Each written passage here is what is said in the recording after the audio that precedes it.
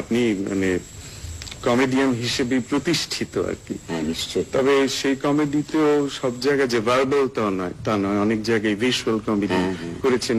যেমন ধরুন আমার মনে পড়ছে গুপি গান বাঘাবাইন ছবির কিছু জায়গা ভারী মজার মিউজিক্যাল কমেডি। এই যে সিনটা আপনি দেখলেন কত মজার। ধরুন ওরম চরিত্র এখনো পর্যন্ত জীবনে আর পাবো কিনা জানি না। ওটা মানে বাচ্চা, বুড়ো, শিশু, বৃদ্ধ সবারই ভাল লাগছে। আপনি দেখুন অথচ কিরকম সরল কমেডি, বাট ভীষণ কঠিন। এইরকম সাবজেক্ট হ্যান্ডেল করার মতন প্রচন্ড ক্ষমতা কজন পরিচালকের আছে আপনি বলুন। যদি পাই কখনো দেখবেন ওই রকম করবো আবার অভিনয়। পাই না তো পাওয়াটা বেশ খুবই দুঃখের ব্যাপার। আচ্ছা রবিবাবু, আপনাদের দেখলেই লোকেরা হাসতে শুরু করে, তার কারণ হচ্ছে কমেডিয়ানদের সম্পর্কে একটা ইমেজ আছে জানেন, একটা স্টিরিওটাইপ, এদের দেখলেই হাসতে হবে, এরা কোনো গভীর কথা কিছু বলতে পারে না, এদের দিয়ে অভিনয়ের কাজটা হয় না, এরা ভাঁড় মতো না। অথচ আমরা তো জানি যে অভিযান ছবিতে আপনি অত্যন্ত গভীর মুহূর্ত সব সৃষ্টি করেছেন, সেখানে আপনি অভিনেতা, সেখানে আপনি ক্লাউন নন। আচ্ছা, এই যে কমেডি সম্পর্কে যে একটা অশ্রদ্ধার ভাব, এটা সম্পর্কে আপনি কখনো কিছু ভেবেছেন?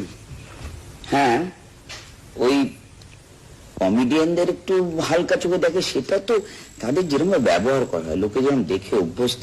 ধরুন তুলসী বাবুকে যদি আর সত্যজিৎ রায় পরেশ পাথরে নাড়াবাতেন, তাহলে কিন্তু লোকের ধারণায় থাকতো যে উনি একটা ওই হালকা ভাঁড় টাইপের জিনিস। কিন্তু আসলে তা তো নয়। কমেডি অ্যাক্টর যারা, তাদেরকে ব্যবহার করাটাই হচ্ছে কাজ। এবং ফিল্ম কিন্তু এসেনশিয়াল ডিরেক্টরস মিডিয়াম।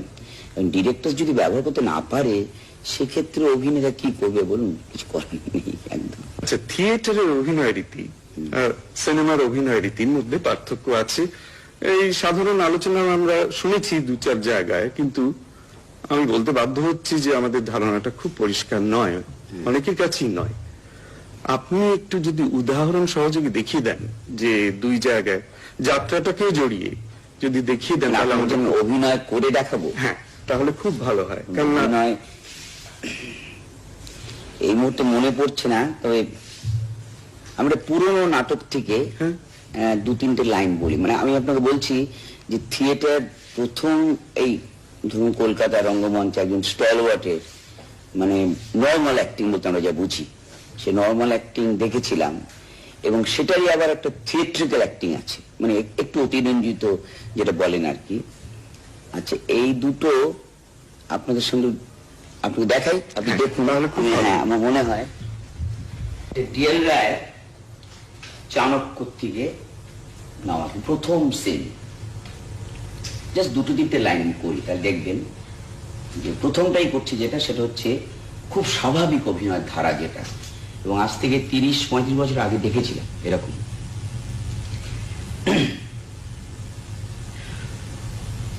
ওই বদ্ধ জলার ধারে ধোঁয়ার কুণ্ডলী, পচা হাড়ের দুর্গন্ধে বাতাসে নিজের নিঃশ্বাস পর্যন্ত আটকে আসে। বিকট কুকুরের ঘেউ ঘেউ শব্দে পরিত্যক্ত প্রান্তরের স্তব্ধতা ভঙ্গ হচ্ছে। প্রভাতের সর্বাঙ্গে ঘা, পুঁজ পড়ছে। এটা হচ্ছে একটা নর্মাল লেভেল। আপনি দেখলেন এখানে স্ট্রেস অ্যাকসেন্ট কোথাও পড়লো না, কিন্তু বক্তব্যটা ক্লিয়ার হলো। আচ্ছা, এইবার দেখুন সেম জিনিস থিয়েট্রিক্যালি আমি তৎকালীন যুগে দেখেছিলাম যখন আমরা ছাত্র ছিলাম। ওই বদ্ধ জলার ধারে ধোঁয়ার কুণ্ডলী, পচা হাড়ের দুর্গন্ধে বাতাসে নিজের নিঃশ্বাস পর্যন্ত আটকে আসছে। বিকট কুকুরের ঘেউ ঘেউ শব্দে পরিত্যক্ত প্রান্তরের স্তব্ধতা ভঙ্গ হচ্ছে। প্রভাতে সর্বাঙ্গে ঘা, পুঁজ পড়ছে। দেখুন, এটাও কিন্তু একটু থিয়েট্রিক্যাল অ্যাক্টিং। ধরুন এখানে স্ট্রেস অ্যাকসেন্ট ডেলিভারি আপনি দেখছেন বিশেষ মাপে বলা হচ্ছে। আর এক ধরনের একটা ডেলিভারি আজকাল চলছে বিটুইন থিয়েটার অ্যান্ড যাত্রা, বেলি যাত্রাতেই, এবং অনেক গ্রুপ থিয়েটারে দেখি। তোর এই ডায়লগটাই তারা বলবেন, অনেক সময় দেখি এরকম ডেলিভারি, যে ওই বদ্ধ জলার ধারে ধোঁয়ার কুণ্ডলী, পচা হাড়ে দুর্গন্ধ বাতাসে নিজের নিঃশ্বাস পর্যন্ত আটকে আসছে।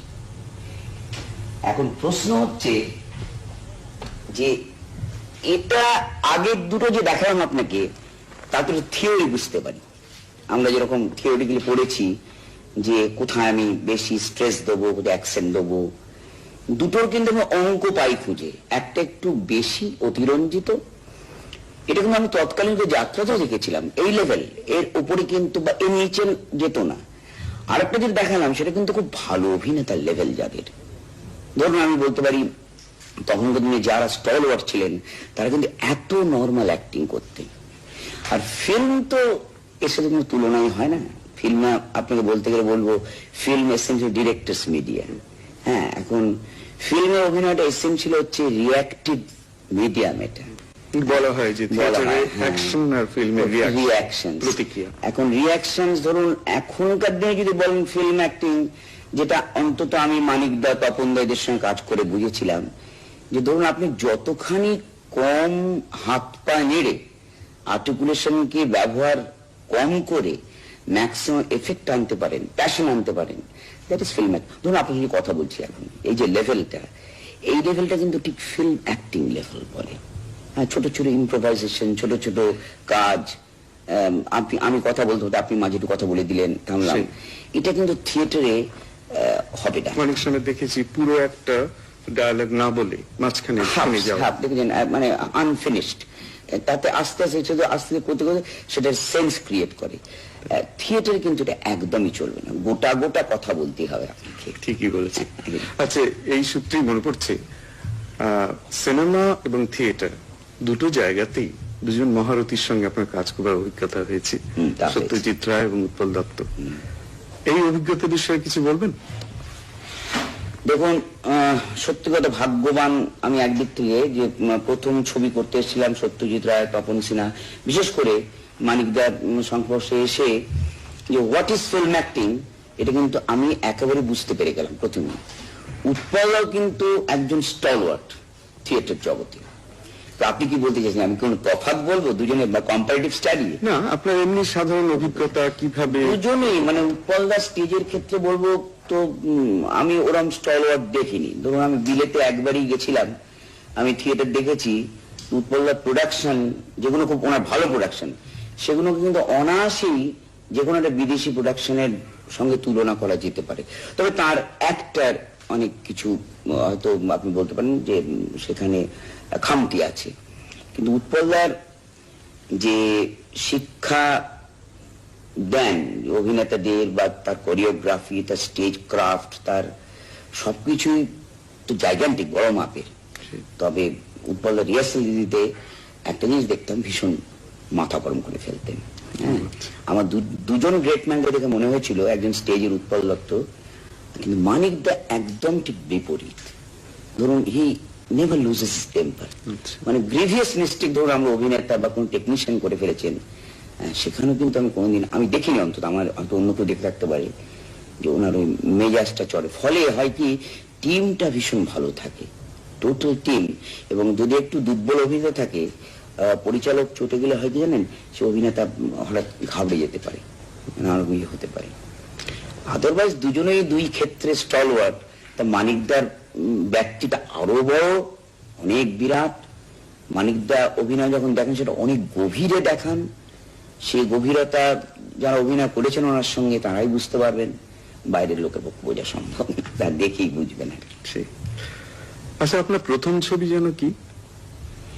প্রথম ছবি করতে এসেছিলাম তখন থেকে অ্যামেচার লেভেলে ছিলাম, ওই কিছুক্ষণ অরবিন্দ মুখার্জির উৎপল একটা ছবি করেছিলাম মেঘ বলে।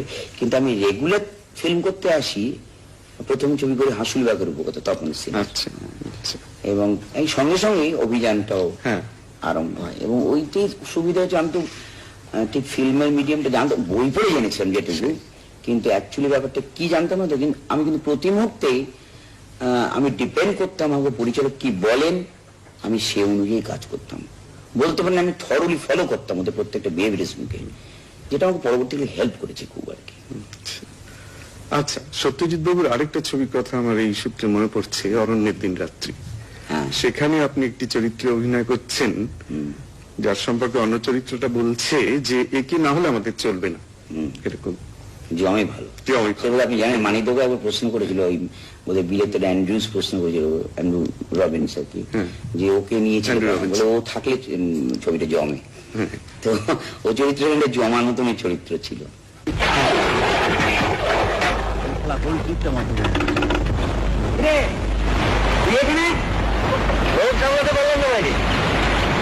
জলটা কিন্তু না, আরে স্কুল, হ্যাঁ এই জন্য আমরা খাই, তাই না?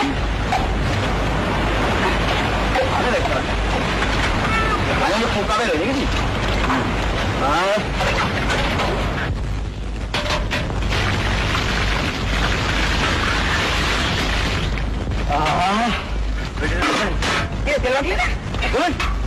পেন্সিল নেটিভ ব্যাপারে এমনি কি আবার হবে, দুলির প্রেমে পড়েছে বাড়ি।